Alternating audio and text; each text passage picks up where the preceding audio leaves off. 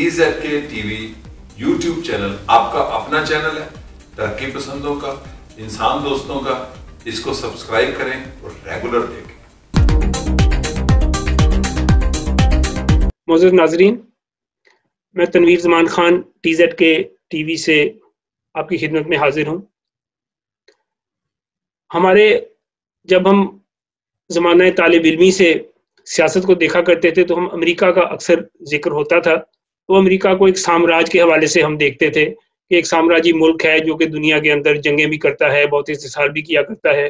لیکن آج جب ہم اس کو دیکھتے ہیں تو وہ ایک ڈیموکریسی بھی ہے. اس کے ساتھ ساتھ وہاں پہ انتخابات ہوتے ہیں، لوگ پارٹیسپیٹ کرتے ہیں، الیکشن پہ لوگوں کے ایشوز ہوتے ہیں، مقامی بھی، جو ڈومیسٹک اور اس کے علاوہ انٹرنیشنل بھی. اس حوالے سے اس وقت جو امریکہ کے اندر جو اگلے چند دنوں میں وہاں پہ ووٹنگ اور سارا الیکشن کا سلسلہ فائنل ہونے والا ہے، تو وہاں پہ جو ٹرمپ کی اور جو بائیڈن کی سیاست ہے، اس حوالے سے ہم نے امریکہ میں مقیم ہمارے نامور مورخ ڈاکٹر مبارک حیدر کو زحمت دی ہے کہ وہ آج ہمارے ساتھ کچھ امریکہ کے الیکشن کے حوالے سے ہمیں بتائیں اور ہم اس حوالے سے باتیں کریں کہ امریکہ کے اندر جو اس وقت صورتحال ہے، اس کے اندر جو بائیڈن کی اور ٹرمپ کی پالیسیز کے حوالے سے لوگوں کے اندر کیا فیلنگز ہیں، اور ٹرمپ کے بارے میں لوگ کیا سوچ رہے ہیں، جو ٹرمپ کے سپورٹر ہیں وہ، اور جو ٹرمپ کی اپوزیشن ہے وہ، اور بائیڈن کے بارے میں عام طور پہ خیال کیا ہے. باہر کی دنیا میں ریپبلکن اور ڈیموکریٹس دونوں کے بارے میں کیا سوچا جاتا ہے، اس کے اوپر تھوڑی سی جو ہم ڈاکٹر صاحب کا ایک جو ان کا وہاں پہ مشاہدہ ہے، بلکہ یہ پہلے وہاں پہ ڈیموکریٹس کے ساتھ تھے، اوباما کے ساتھ بھی انہوں نے اس زمانے میں اوباما کی پارٹی میں کام کیا. اب یہ ٹرمپ کے ساتھ ریپبلکن پارٹی کے اندر ہیں اور ٹرمپ کے سپورٹر ہیں. اس حوالے سے ہمیں ایک آئیڈیا ملے گا ان سے کہ ایک اس قسم کا پڑھا لکھا آدمی جو بڑا حساس ہے، جس کے بارے میں دنیا کے اندر جو ایک ٹرمپ کے بارے میں خیال عام طور پہ کیا جاتا ہے کہ شاید وہ ایک بڑا ایک جنگجو اور ایک جنگ پسند اور ایک اس قسم کا بندہ ہے جو کہ امریکہ کے اوپر مسلط ہے.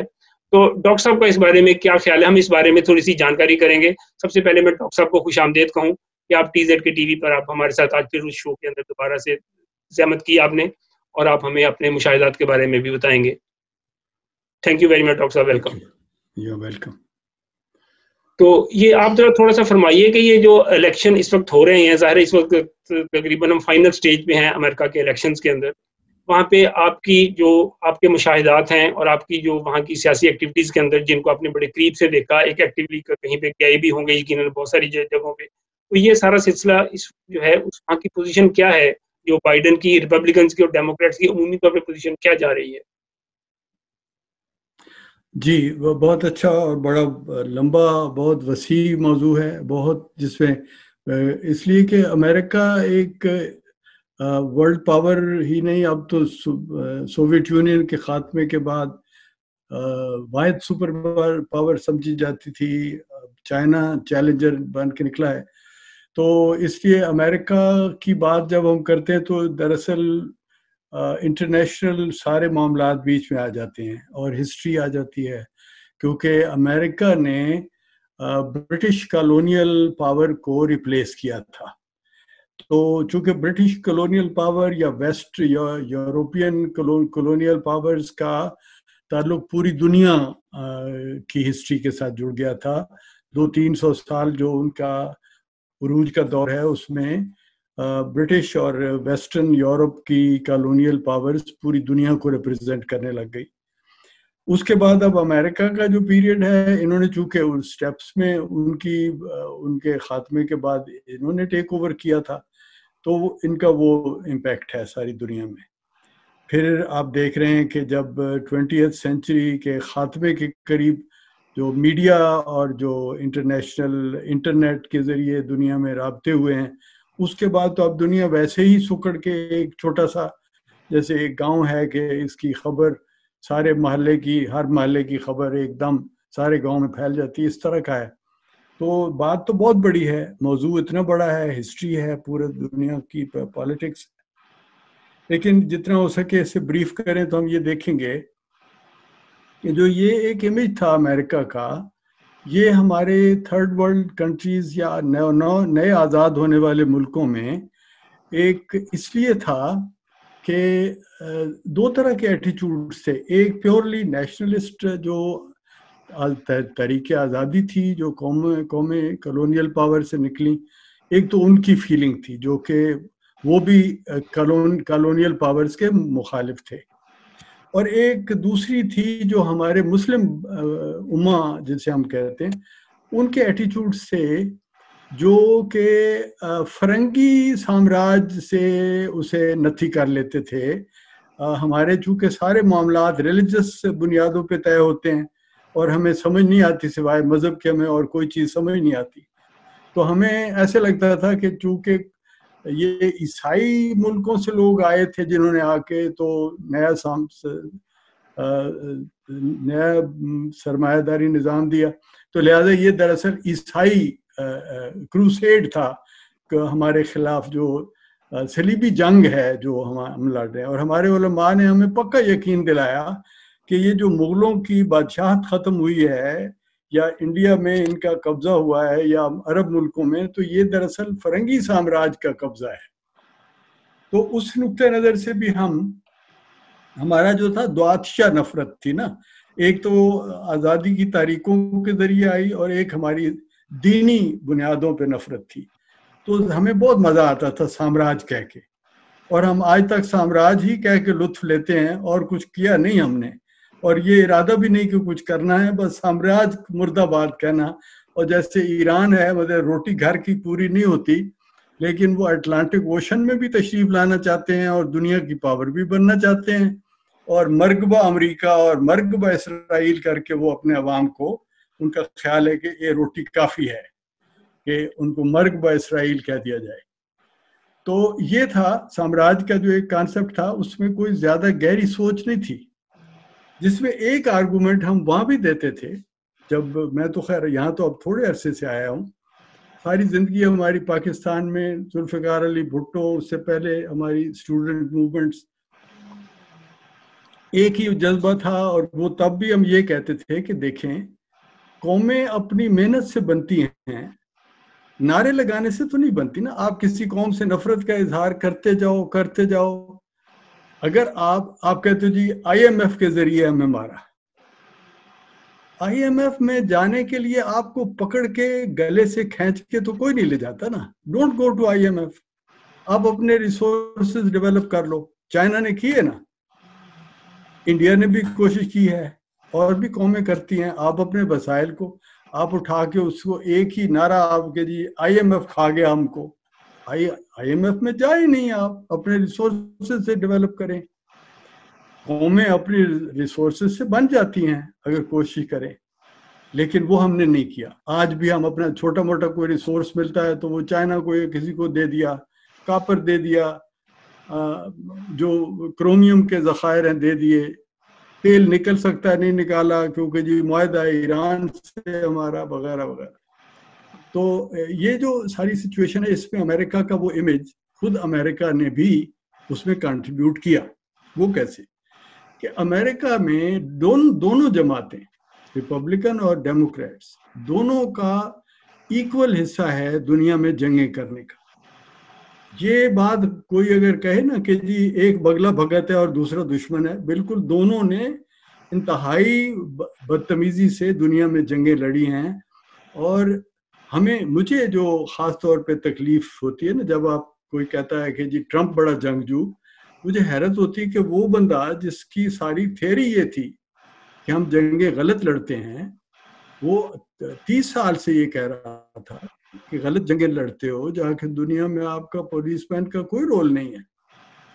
اس آدمی کو آپ کہتے ہو وہ جنگجو ہے. اور اوباما صاحب جو ہیں وہ امن کے نوبل پرائز لیتے ہیں, جنہوں نے افغانستان میں مزید فوجیں بھیجی بش کے نقش قدم پہ چل کے.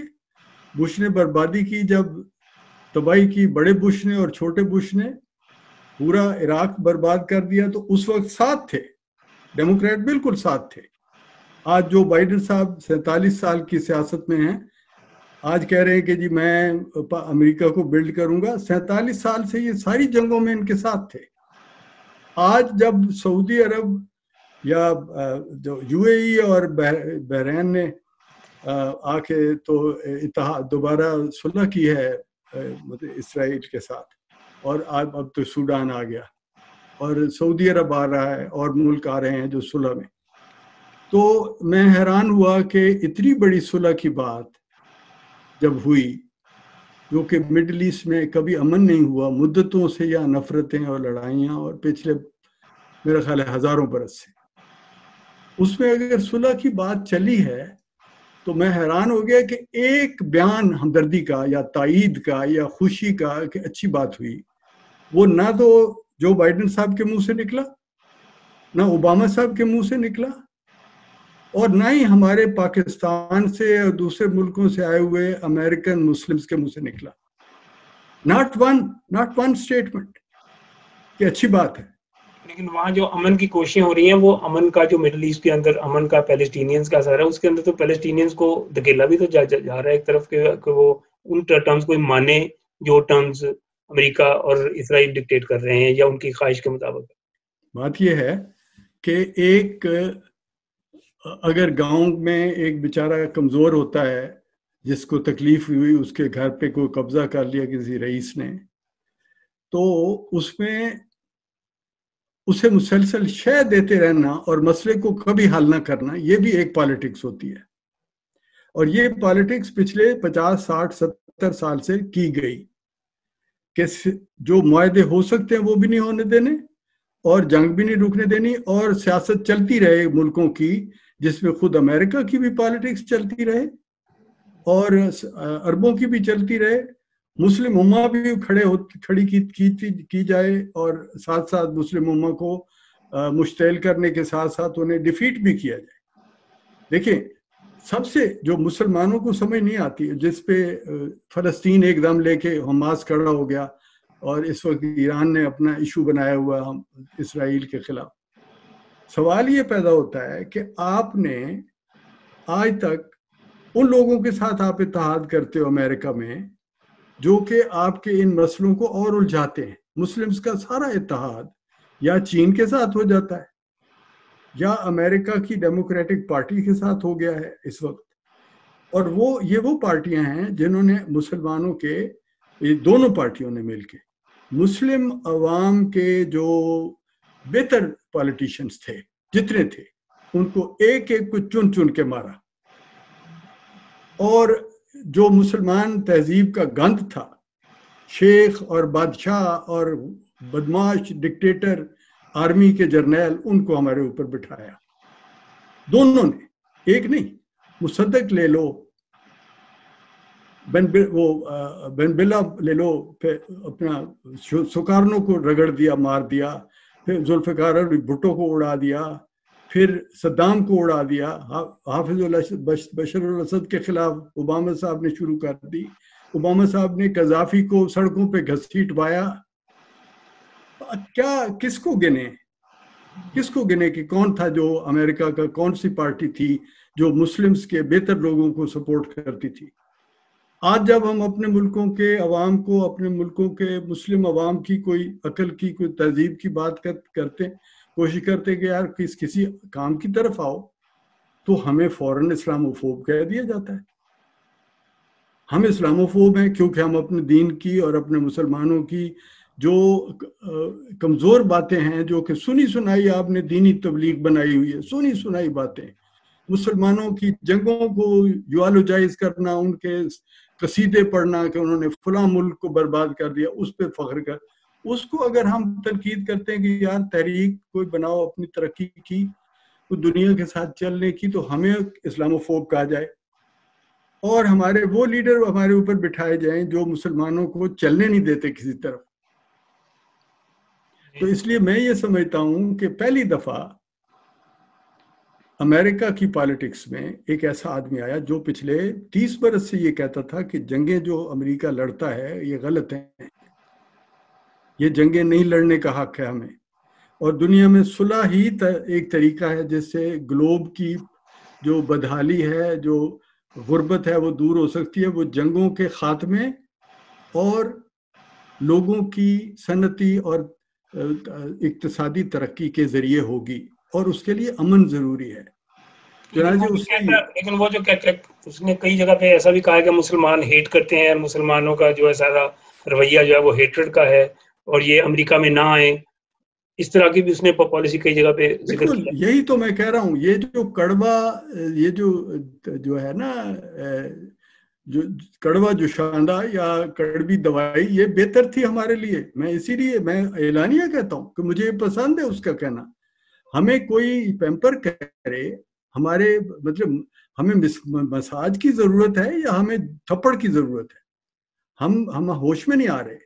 مسلمز نے ابھی تک کوئی ہوش کا کام کیا ہے؟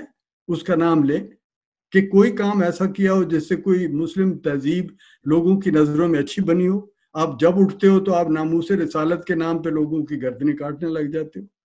آپ کی اپنی کوئی تہذیب ہے نہیں جس کو آپ، انڈونیشیا سے لے کے تو یورپ میں آئے ہوئے مہاجرین یعنی تارکین وطن تک، مسلمان ہر جگہ ایگریسو، اور اس ایگریسونیس کو پیمپر کرتے ہیں یہ کہہ کے کہ جی آپ بڑے اچھے لوگ ہیں، آئیں تشریف لائیں اور آ کے یہاں پہ ہمیں آپ اپنی تہذیب کی جو امن کی تہذیب ہے وہ سکھائیں۔ اور وہ آ کے یہاں نعرے لگاتے ہیں جلوس نکال کے، تو جو جس تہذیب میں آ کے وہ شامل خود مرضی سے ہوئے اسے کہتے ہیں کہ یہ جہنم کی تہذیب ہے۔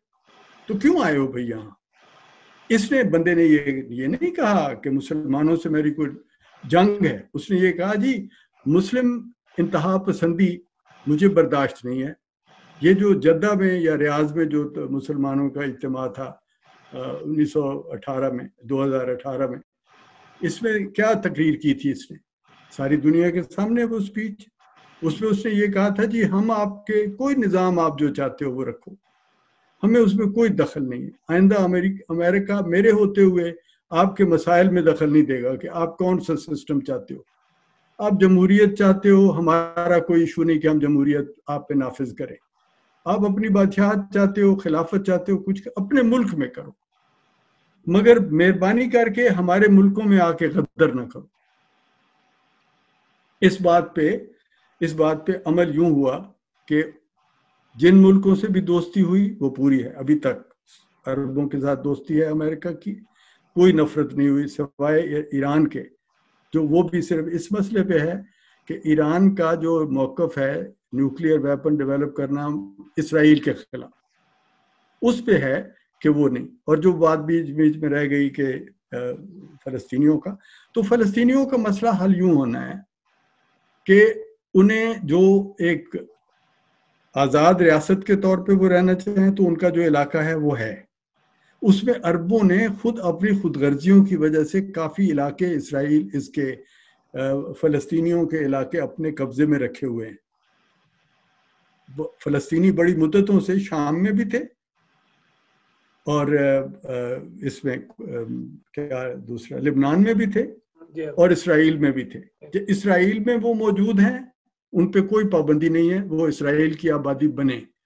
جو ان کا الگ ملک کا تشخص ہے، وہ جتنا ان کا علاقہ ہے وہ اس میں بے شک بنائیں، لیکن اس میں جنگ لڑنے کا جو ایٹیچیوڈ ہے اس کو ختم کرنے کی بات ہے۔ وہ جیسے بھی صلح کرے، لیکن صلح ایک آئیڈیا ہے جو کہ نیگوشیشن سے ہونا چاہیے۔ یہ بات ہے بیسک، کہ آپ اگر یہ دیکھتے ہیں کہ اس کو جنگ سے حل کرنا ہے تو وہ تو آپ نے 40 سال 50 سال لگا لیے اس پہ، تو وہ 50 ایئرز میں آپ جنگ کی بجائے آپ نے اپنے عوام کا خون بہایا، ریت پہ خون بہایا، ریت پہ خون بہا رہے ہو جہاں پہ اس خون سے سبزی بھی نہیں اگے گی، اور وہ ریت پہ خون بہا کے آپ نے جو پاس پایا ہے وہ آپ دیکھ لو کیا پایا۔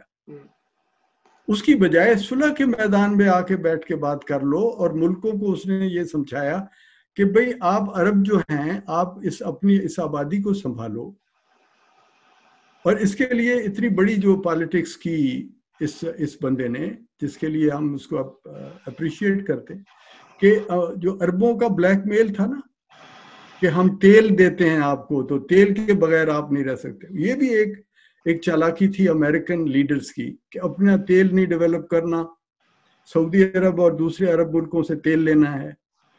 اس نے آ کے وہ تیل کو ڈیولپ کیا، اس وقت ایکسپورٹر ہے امریکہ، آئل اور گیس کا ایکسپورٹر ہے۔ اس کے بعد اب عربوں پہ امریکہ کی ڈیپینڈنس تھی وہ ختم ہوئی، امریکہ زیادہ بہتر انداز سے عربوں کے ساتھ بات کرنے پہ کے قابل ہوا۔ تو امریکہ نے یہ کہا کہ جناب ہم آپ سے ہر طرح تعاون کرتے ہیں، لیکن یہ جو ایک مہربانی کر کے آپ اسرائیل کے خاتمے کی بات چھوڑ دیں. اسرائیل کے ساتھ جو بھی نیگوشیشن مزید ہوگی وہ تب ہوگی کہ اگر آپ یہ کہنا چھوڑ دو کہ اسرائیل کا خاتمہ کرنا. ہم نے خاتمہ نہیں آپ کر سکتے. آپ نے یروشلم آج سے 1400 سال پہلے فتح کیا تھا، اسی طرح اگر کوئی واپس فتح کر کے اپنے ملک میں آتا تو پھر اس کو بھی حق ہے. اگر آپ فتح کر کے وہاں کے مالک بن سکتے ہو تو جس کا گھر تھا وہ واپس 1400 سال کے بعد آ جائے گا تو وہ آ سکتا ہے. انہوں نے اگر اپنا گھر بنایا، پورے یورپ نے اور دنیا نے تائید کی کہ ہاں یہ گھر دے دو ان کو. اس کے بعد آپ نے عربوں نے بھی اس میں معاہدے میں شمولیت کی، پھر اپنے ہی معاہدوں سے مکر گئے اور پھر جنگ کی طرف آ گئے کہ اس کا خاتمہ. وہ بات چھوڑ دیں اور خاتمے کی بجائے اس کے ساتھ بات چیت کے لیے آ جائیں تو آپ کے ساروں کے مسئلے حل ہوں گے. اس پہ عرب ایگری کر گئے. عربوں کا ایگری کرنا، دیکھیں اب اگر اس بات کو مختصر کریں کہ عربوں میں بحیثیت عرب قوم کے، عربوں میں اب اتحاد ہے اس بات پہ کہ ہم اسرائیل کے ساتھ صلح کے ساتھ رہنے کو تیار ہیں. اب صرف رہ گیا ہے ایک بیچ میں کانٹا ایران کا. ایران کا کوئی تعلق اس ایشو کے ساتھ. ہم بار بار کہتے ہیں کہ ایران تو ایک ناجائز اولاد ہے اسلام کی. ناجائز اولاد اس لیے میں کہتا ہوں، اس لیے نہیں کہ ان کے دین کے اوپر حملہ نہیں کر رہا. میں دین احترام کرتا ہوں، شیعہ ہوں یا سنی ہوں، وہ نہیں، معافی ہے اگر اس کا کوئی مطلب نکلے. لیکن ناجائز اس لحاظ سے کہ ایران تو وہ ملک ہے جس کا عرب دنیا کے ساتھ کوئی جغرافیائی طور پہ استحقاق نہیں ہے، اور ایران کا تو یروشلم پہ بھی کوئی استحقاق نہیں، کیونکہ حضرت علی کے ماننے والے اگر ہیں تو حضرت علی نے تو وہاں فتح کا کوئی تائید نہیں کی تھی.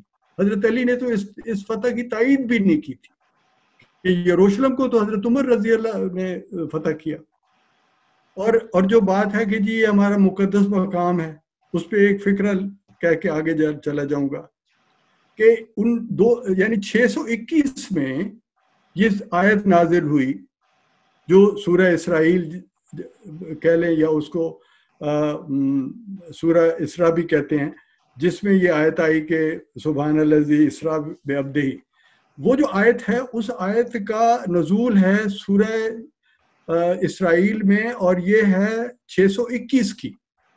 621 سے لے کے 627 تک 6 سال آپ صلی اللہ علیہ وسلم نے خانہ کعبہ میں نمازیں ادا کی اور کبھی بھی یروشلم کی طرف منہ نہیں کیا آیت آنے کے بعد، جہاں پہ انہوں نے کہا جی کہ وہاں سے میرا سفر آسمانوں کا شروع ہوا. اور صرف 17 مہینے یروشلم کی طرف منہ کر کے نماز پڑھی، وہ بھی مدینہ میں، جب یہودیوں نے آپ کو مدینہ کے یہودیوں نے آپ کو اپنا سردار مان کے تو وہاں پہ ہجرت کے لیے دعوت دی. وہاں پہ صرف 17 مہینے آپ نے نماز پڑھی ہے یروشلم کی طرف منہ کر کے. 21 سے لے کے 28 میں حملہ کیا ہے حضرت عمر نے. 7 برس تک تو آپ نے اس طرف منہ نہیں کیا. پھر اس کے بعد دوسری طرف نکل جائے گی. ہم امریکہ کی الیکشن پہ ذرا آئیں آپ ذرا، کیونکہ ہم ذرا اس کی طرف میں اس کو ختم کر رہا ہوں. اس کو ختم یہ جو مطلب یروشلم کا ایشو ہے، اس کے اوپر یہ بحث اس طرح سے ختم ہوتی ہے کہ یہ صلح اچھی ہے، اور یہ صلح کی پالیسی امریکہ کے نئے ویژن کی علامت ہے، جس میں کہ دنیا بھر میں وہ چاہتے ہیں کہ ہم جنگیں نہ کریں.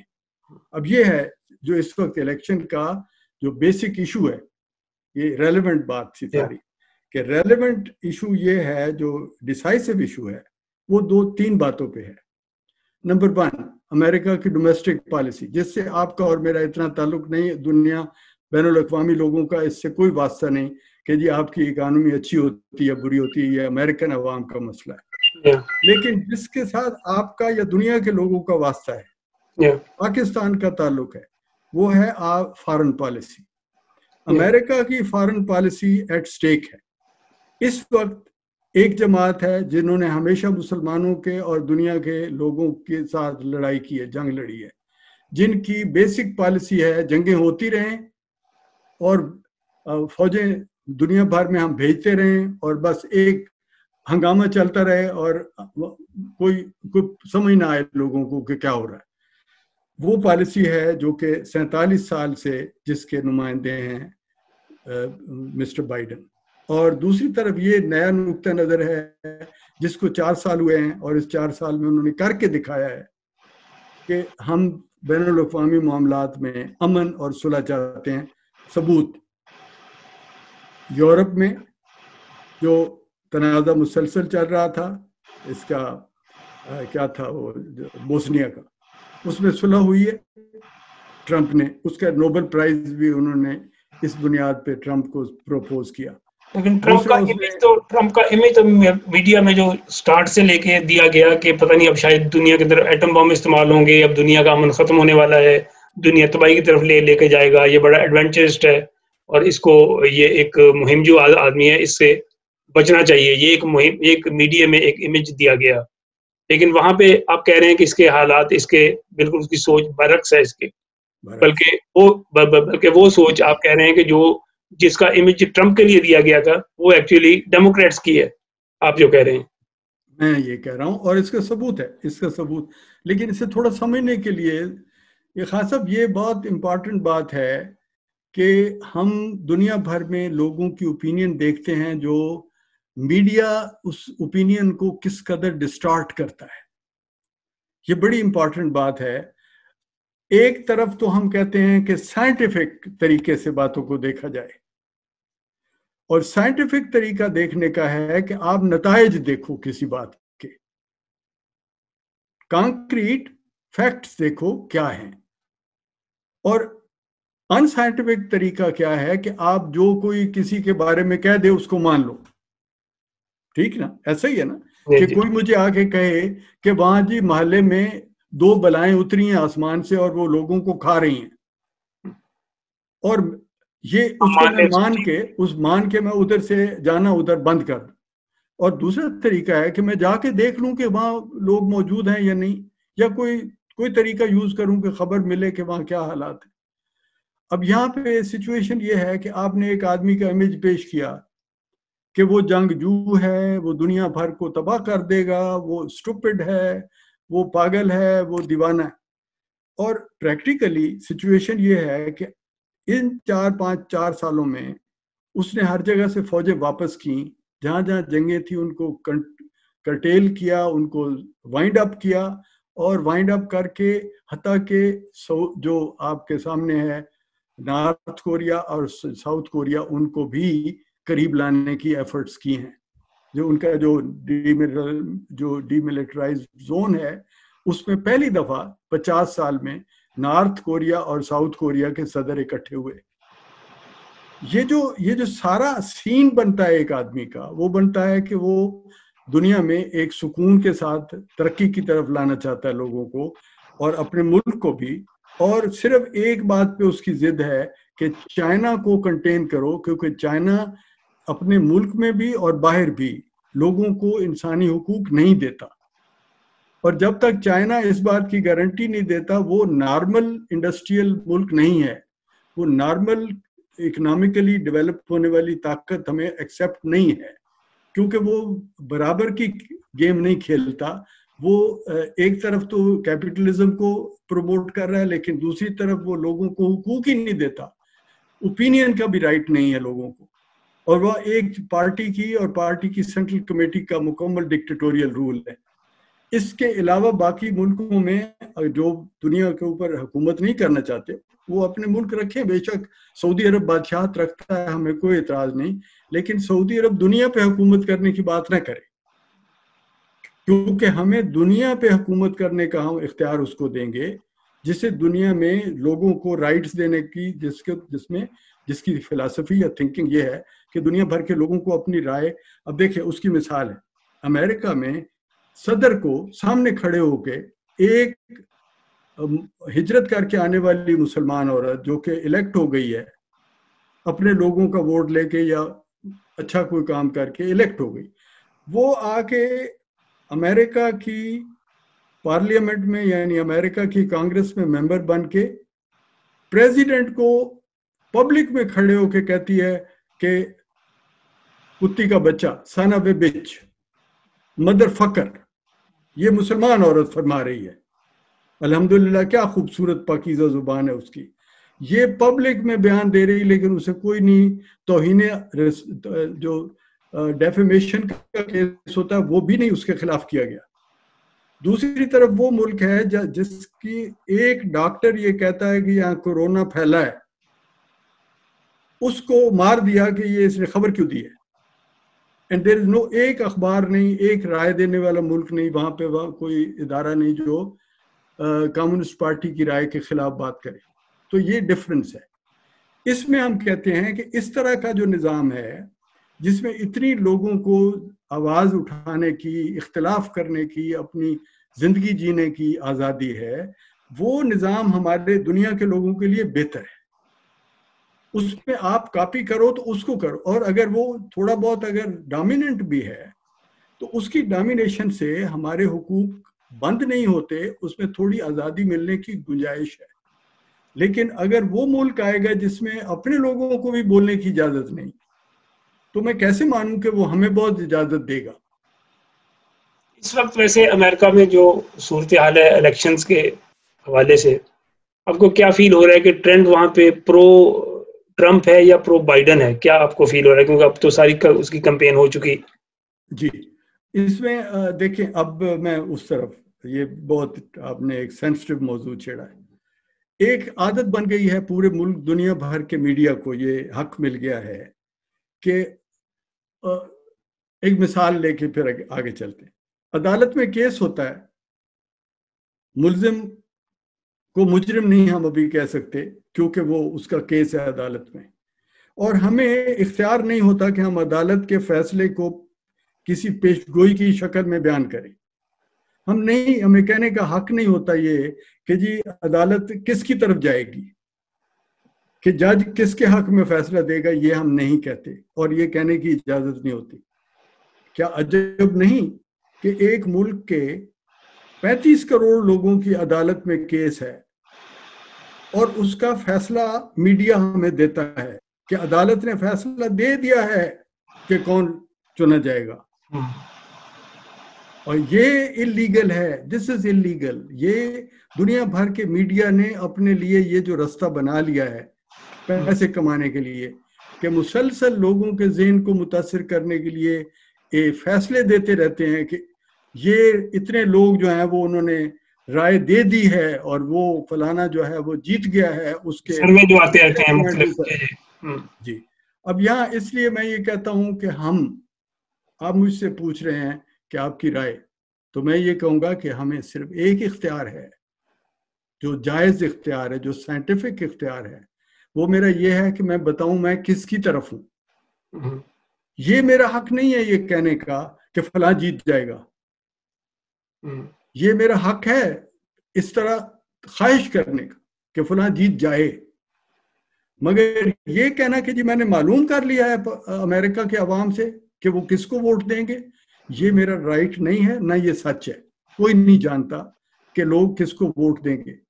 اور پھر جب آپ نے اتنا ڈرایا ہوا لوگوں کو، یہاں آپ اگر امریکہ میں آ کے دیکھیں تو آپ حیران ہو جائیں گے کہ لوگوں کو اعلانیہ طور پہ یہ کہنے میں انتہا خوف آتا ہے کہ ہم ٹرمپ کی طرف ہیں. وہ 4 سال سے اچھا کام کر رہا ہے، اس نے ملک کو نقصان دینے کی بجائے بہت عزت دی ہے. اس نے ملک کی انتہا درجے کی خوشحالی یہاں آئی ہے. اور یہ کرونا وائرس جو کہ جس پہ ہم کنونسڈ ہیں کہ یہ چائنا کا بیولوجیکل ویپن ہے جو انہوں نے دنیا بھر کو تباہ کرنے کے لیے پھینکا، اس کے باوجود کہ وہ اتنا بڑا نقصان، کرونا جو ہے، کووڈ جو ہے، یہ ڈیلیبریٹ ہے، یہ ڈیلیبریٹ ہے. اس کو اس کی انکوائریاں ہوں گی تو یہ سامنے آئے گا. یہ میری اوپینین ہے کہ یہ ڈیلیبریٹ ہے. اس کے ایویڈنس ہیں لیکن ابھی اس پہ بحث نہیں کرتے. لیکن جو یہ کرونا آنے کے بعد نقصان ہوا اس کو بھی اتنی تیزی سے ہم نے سنبھالا ہے امریکہ میں. اس وقت 25% جو ڈیگریڈ ہوئی تھی اکانومی، اس کی بجائے واپس جو ان ایمپلائمنٹ ہے وہ 7.5-8% تک آ گئی. اب اس سچویشن میں ہم یہ کہیں کہ کون جیتے گا، یہ ہماری ہم رائے نہیں دے سکتے. لیکن اتنا مجھے پتا ہے، اور آپ معلوم کریں کہ آپ یہاں امریکہ میں اتنا روب ہے میڈیا کا اور ڈیموکریٹس کی جو لیفٹ ونگ کا جو ہنگامہ ہے کہ آپ اوپنلی نہیں کہہ سکتے کہ ٹرمپ کی حمایت کرتے ہیں. ڈرتے ہیں لوگ یہ کہتے ہوئے، کیونکہ یا تو شدت سے مذاق اڑایا جائے گا کہ تم اتنے بڑے واہیات آدمی کے ساتھی ہو. پہلے آپ اس کو واہیات طے کر دو وداؤٹ سائنٹیفک ایویڈنس کہ کیا واہیاتی ہے. اس کے بغیر آپ اسے واہیات کہہ کے پکا کر لو، اور اس کے بعد کہو کہ تم نے اس کے حمایت میں بات کی ہے تو تم بھی واہیات ہو. اب یہ ایک میتھڈ ہے، مگر ہم یہ کہتے ہیں کہ اس میتھڈ کی وجہ سے معاملہ پچھلے الیکشن میں بھی آخر تک کلیئر نہیں ہوا تھا، اور جب الیکشن ہونے کے بعد نتیجے نکلے تو لوگ حیران ہو گئے، اور پھر انہوں نے اس کا بجائے ایکسیپٹ کرنے کے کہ ہم نے غلط رائے دی تھی یا غلط تجزیے، تو اس کی بجائے انہوں نے 3 سال تک اس پہ مقدمہ چلایا کہ ثابت کرو کہ یہ روس نے جتوایا اس کو. ٹھیک ہے، یہ 3 سال مقدمہ لڑنے کے بعد اپنے بندے مقرر کر کے اپنے سارے طریقے $46 ملین کا خرچہ کر کے ثابت ہوا کہ جناب روس کا کوئی تعلق اس کے الیکشن میں نہیں تھا، نہ وہ روس کا آدمی ہے. لیکن جو بائیڈن صاحب نے پچھلی جو پہلی ڈیبیٹ یہاں ہوئی اس میں اسے کہا کہ یو پیوٹنز پپی، اپنے ملک کے الیکٹڈ پریزیڈنٹ کو یہ جرأت اسی ملک میں نے دیکھی، اور بدتمیزی اسے میں کہوں. آپ اپنے ملک کے عوام کے الیکٹڈ پریزیڈنٹ کو جس نے کچھ برا نہیں کیا، جس کے خلاف 3 سال کی انکوائریز میں آپ ثابت نہیں کر سکے کہ وہ کسی کا ایجنٹ ہے، اس کو آپ پھر نئے سرے سے کہہ رہے ہو کہ تم روس کے پپی ہو. اور اس میں صرف وجہ ایک ہے بریفلی کہ روس کو الائی نہیں بننے دینا امریکہ کا، کیونکہ اس سے چین کو نقصان ہو جائے گا. لہٰذا چائنا کو ڈیفینڈ کرنے کے لیے امریکہ کو روس کے قریب نہیں آنے دینا. That is the strategy. اور ابھی آپ جو بائیڈن صاحب آئیں گے تو ہم تیار ہیں اس بات کے لیے کہ جو بائیڈن صاحب امریکہ کو چین کے پیروں کے نیچے رکھیں گے، اور تمام جو انڈسٹریز وہاں گئی تھی ان کو اور زیادہ تیزی سے وہاں بھیجا جائے گا. And China will become the owner of America. یہ ہمیں پتہ ہے، کیونکہ چائنا ہر طرح سے امریکہ کے اوپر چھایا ہوا ہے، سوائے اس کے کہ اب ایک ایفرٹ ہم کر رہے تھے کہ انڈسٹریز جو ہیں امریکہ کی وہ واپس آئیں یا دنیا کے اور ملکوں میں پھیل جائیں، بجائے اس کے کہ ساری چین میں کنسنٹریٹ ہوں. یہ کوئی طریقہ نہیں ہے کہ چین کو بھر دو سارے دنیا بھر کی دولت سے، اور دنیا کی اور قومیں، انڈیا بھی ہے، ایون پاکستان کو ایفرٹ کرنی چاہیے انڈسٹریل ہونے کی. اور بھی دنیا کے اتنے بہترین ملک ہیں جو ساؤتھ ایسٹ ایشیا بھرا پڑا ہے ملکوں سے جو انڈسٹریلی بڑے اویک ہیں. یورپ خود بڑا اچھا ہو سکتا ہے. اور یہ جو تھیوری ہے کہ جی ہمارے ہاں لیبر مہنگی ہے، بالکل غلط. اب چائنا میں بھی لیبر بہت مہنگی ہو گئی ہے، مگر وہ جو ہے نا کہ اس وقت ہمیں انڈسٹریز کو ڈیوائیڈ کر کے یا واپس لا کے اپنے ملکوں کو ٹھیک کرنا چاہیے.